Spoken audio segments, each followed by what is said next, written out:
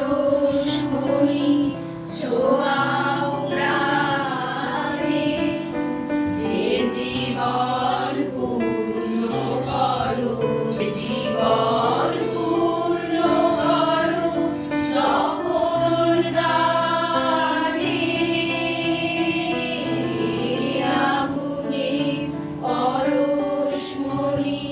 নাট্য, নৃত্যনাট্য সমস্ত বিষয় উনি অনায়াসে তার পদচারণ করেছেন।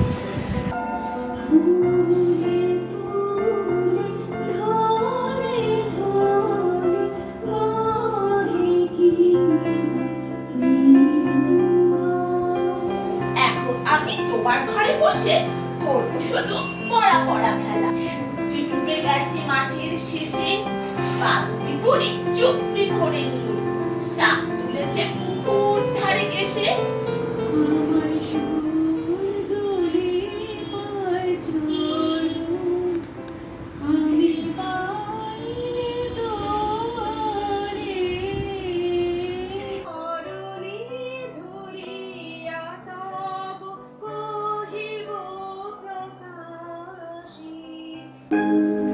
আজ বাংলাদেশের হৃদয় হতে কখন আপনি তুমি আমার পরকে বাহির করে জননী।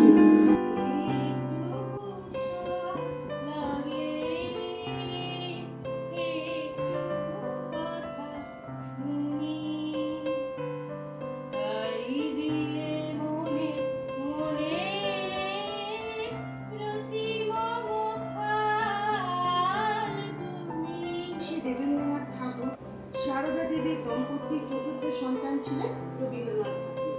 1913 সালে নোবেল পুরস্কার জয়ের মাধ্যম দিয়ে কবিগুরু তার অতুলনীয় সৃজনী প্রতিভা এবং বাংলা সাহিত্যকে বিশ্বের সাহিত্যের মর্যাদায় পূর্ণ আসনে অধিষ্ঠিত করেন।